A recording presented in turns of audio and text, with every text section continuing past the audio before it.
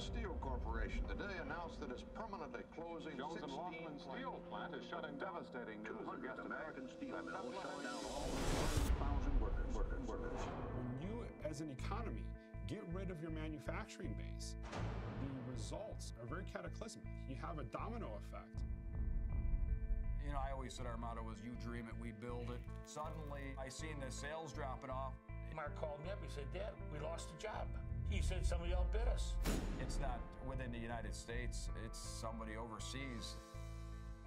Since the year 2000, we've lost about 5.5 million manufacturing jobs. That loss in manufacturing jobs is kind of the backbone that has caused this incredible unemployment. What do I do now? I'm almost 50 years old. All I know is this. What the country's realizing now is that making things is important. One of the things that's always been great about America is Americans. It gets back to it just being good business to invest in your community. We understand why businesses offshore their production. We also fundamentally believe that making things is critically important to the long-term health of this country. Back in my hometown. We're making more sales. We're making more partnerships.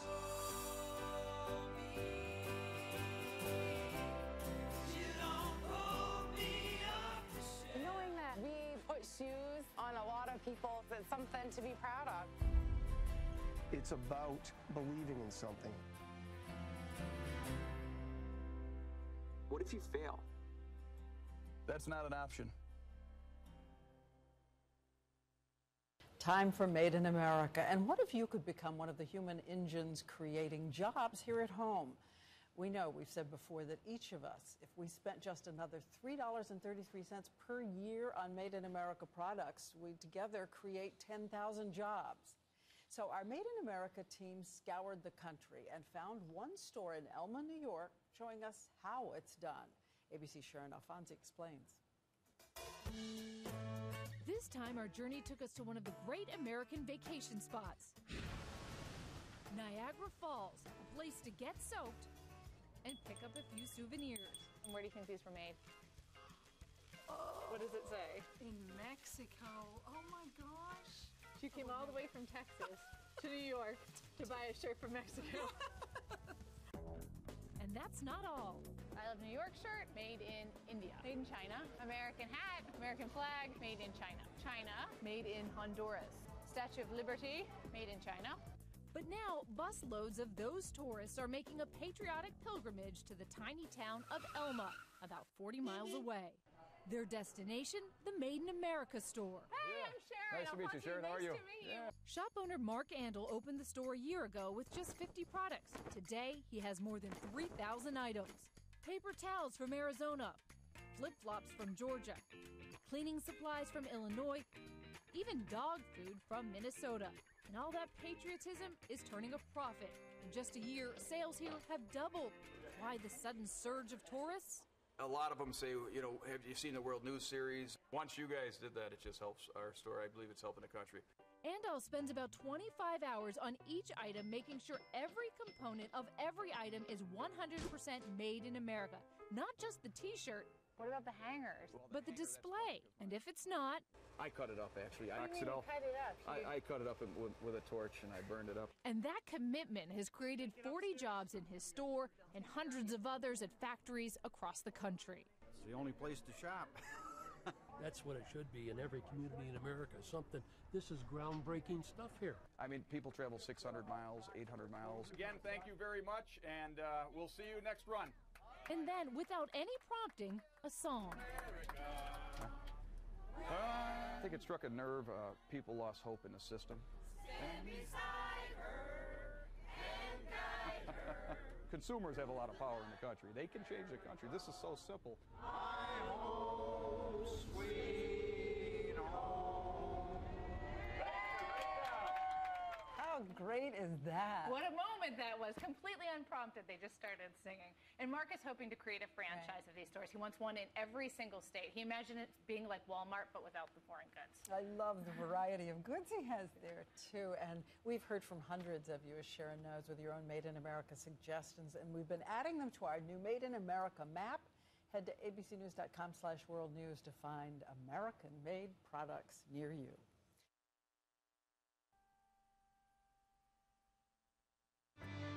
I wait to hear this story because when a small manufacturer had to lay off 40 employees, 60% of his workforce. He took action and he opened a store. At a store in upstate New York. Found one store in Elma, New York. Called Made in America. For the Made in America store in East Aurora. That only sells U.S.-made products. Fully made in the U.S.A. Are things still made in America? How great is that? He wants one in every single state. He imagined it being like Walmart, but without the foreign goods. I love the variety of goods he has there, too. We're finding out that people really like all American products. That discovery has led to international attention and put his Made in America store on the map.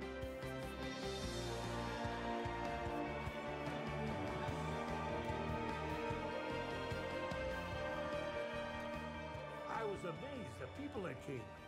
Every day people came, buses came. Now we got buses from Iowa, Missouri, every place you can think of. It really made me feel good that finally something succeeded. One person could change the life of a town. I mean, it's wonderful. The son-in-law's back to work, all the friends are back to work, so he probably put another 20 people back to work. Big kiss.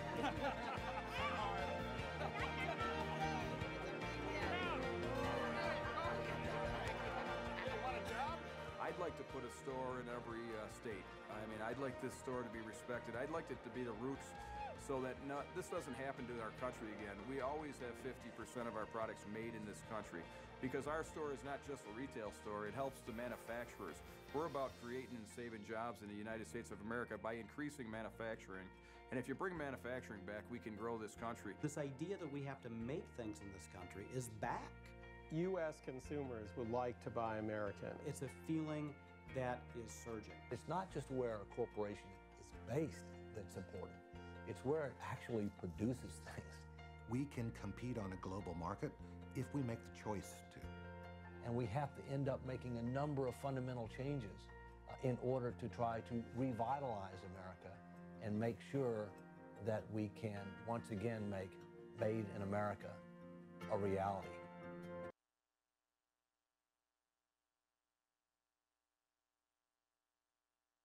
Ladies and gentlemen, please welcome Mark Andol, founder of the Made in America store and General Welding and Fabricating.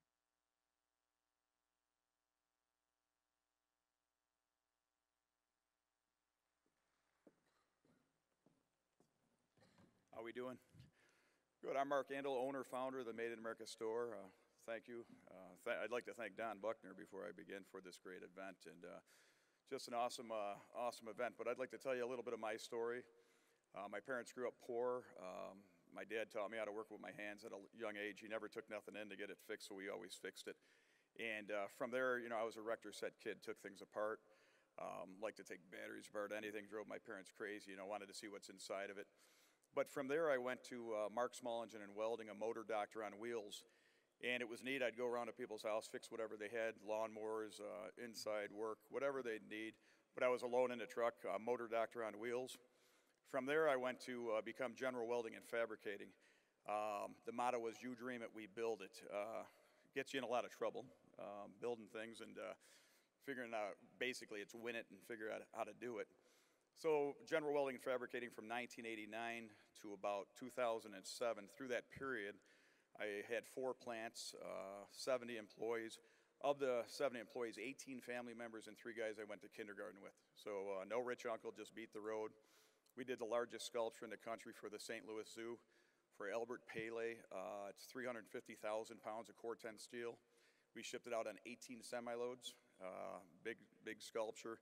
We do the joint thread emitter system for Northrop Grumman, largest defense system in the country. We also did, we'll do your lawnmower deck, we'll fill your propane tank. So a lot of neat projects, but by 2007 we hit a bump in the road. Of them 70 employees, I had to lay off 40 of them, which were my family members, people that believed in me. So we hit a bump and we had to do something. 2007, the fall, I was making a steel post that went inside of PVC fencing. That steel post gave it rigidity and support. And my customer wanted more and more money out of it. I couldn't take any more money out of it. I said, well, do whatever you got to do. And they did. They went to Florida. They said that we got to manufacture in Florida. It wasn't Florida. It was China. China sent the product over to Florida. Florida sent it back up, took over my 6 regional support centers. So at that point, I said, you know, what am I going to do? I spiraled down over 2008, 2009, 2010. Again, closed 2 plants, laid off the 40 employees, and a lot of them were people that believed in me. And I said by 2010, I'm going to open up the Made in America store. I went across the street. It was an out-of-business Ford dealership. And Jay Fisher owned the Ford dealership, and I said, well, you know, Jay, would you rent this to me? He said, what are you going to do? I said, open up a Made in America store, make a statement for our country, soldier, American worker, people that work with their hands. He said, the world's full of crazy people, Mark, go for it. So on a handshake, $1,000, I opened, I said, I'm going to open a Made in America store. Well, I picked the date, April 3rd, 2010. It was the day between Good Friday and Easter. And everybody said, don't pick that day. I said, no, I think somebody believes in what we're doing. I'm going to pick that day. Well, it ended up being 90 degrees in Buffalo that April 3rd, 2010. And, 500 to 600 people showed up at the store. We only had 50 products, and our concept and core value was 100% made in America. And that's down to the glue, the packaging, everything had to be 100%. So we opened April 3rd, 2010. Again, 700 people showed up. Love what we were doing. Thank you, Mark. You give us hope. And Buffalo News ran a small article. That article was grabbed by the Associated Press. The Associated Press ran it around the world. And Japanese Yamari Shimbun grabbed it, largest newspaper printed, 12 million copies a day. Russian TV1, Korean KBS. Japanese did Project Wisdom, Project Reshoring, basically telling people don't become the United States the customer of the world, and where China was the factory of the world. We kept going on from there. We had 600 to 700 documented interviews over this 9.5-year period. And I always like to ask, how many veterans do we have in the audience, and how many veterans do we have out? And I always like to give thanks. Thank you for your service to our country. I always like to give thanks. We became home base for Honor Flight in Buffalo, New York, and try to get enough money raised to send 2 flights of heroes to Washington. This flight we've got leaving in a couple weeks has 57 heroes and 18 World War II veterans, and the rest is a mix with Korean and Vietnam. Ricky Lee, a country singer, started music for our vets we met. He's from Altoona, PA, and he sings the victims of post-traumatic stress disorder. We were blessed to have 900 tour buses visit the store. We just did our 900th bus last week, and it's 56 people being delivered to you in a small town of Alma outside of Buffalo, New York. And these people come, and they love to see what Americans are making. We've actually done all the homework for them, so they love it. I tell this bus story on the bus, try to hit every one. I probably hit 850 of the 900. And the people love it. We're in a small town again. You'd go to the next town with the lights on. But these people just appreciate what we're doing, but it should be more national. I also support skilled trades now. Go to the schools. I belong to Dream It, Do It, P-TECH program. And kids need a purpose. And the one-size-fits-all is not working. So I go to the schools. I'm on many boards and try to do a speech in jeans and steel-toe boots and tell these kids it's okay. We need to lift the stigma off of working with your hands, because with General Welding, my other company, we've got the work back, oil, mining, military work, but we have no workers.